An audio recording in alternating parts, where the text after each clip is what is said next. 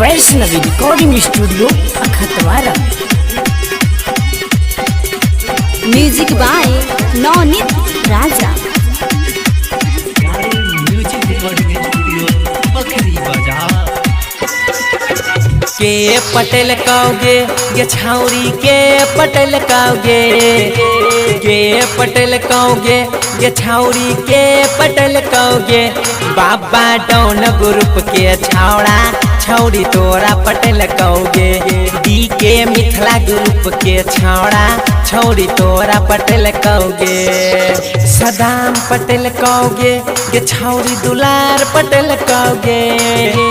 विष्णु पटेल कहोगे उछौड़ा बढ़मा पटेल कहोगे। जौहरीला ग्रुप के छावड़ा छौड़ी तोरा पटेल कहोगे। गांजा पिया ग्रुप के छावड़ा छौड़ी तोरा पटेल कहोगे।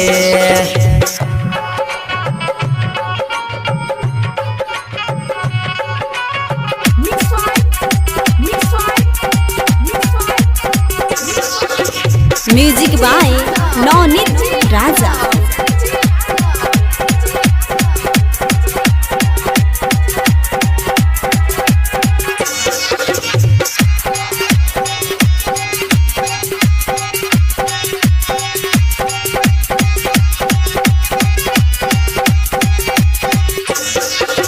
नाचैले तू एल रही छौरी गे बंगाल से। नाचैले तू एल रही छौरी गे बंगाल से। नाचैले तू एल रही छौरी गे बंगाल से। डी के ग्रुप के छौड़ा मजा ललको सुने सट के। बाबा डॉन ग्रुप के छौड़ा ललको मजा सट के। छोड़तो नहीं गे छौरी तोरा दरभंगा वाला गे। मजा ले तो तोरा सुपौल वाला गे। सुपौल वाला गे छौरी सहरसा वाला गे। मधुबनी वाला गे छौरी कुशेश्वर वाला गे। मजा मारो ले तो तोरा कमेटी वाला गे। मजा ले तो सुने पूरा ई छोटका छौड़ा गे।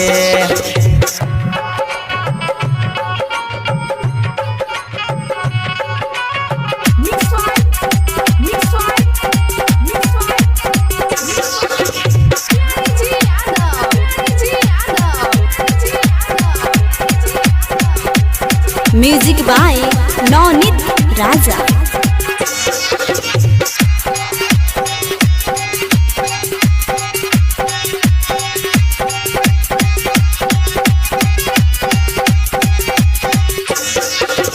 जानै छियो तोहर खेला के कर छा तू लैला। जानै छियो तोहर खेला के कर छा तू लैला। जानै छियो तोहर खेला के कर छा गे लैला। बाबा डॉन ग्रुप वाला संगे कैला खेला। डी के राजा ग्रुप वाला संगे कैला खेला। छैला सुजीत मरतो माजा धोई के पाजा में। छैला सुजीत मरतो माजा धोई के पाजा में। धोई के पाजा में गे छौरी धोई के पाजा में। धोरी के पाजा में गे छौरी धोरी के पाजा में। बाबा डॉन ग्रुप के छौड़ा ले तो धोरी के पाजा में। डी के मिथिला ग्रुप के छौड़ा ले तो धोरी के पाजा में। Vaishnavi recording studio अखतवारा।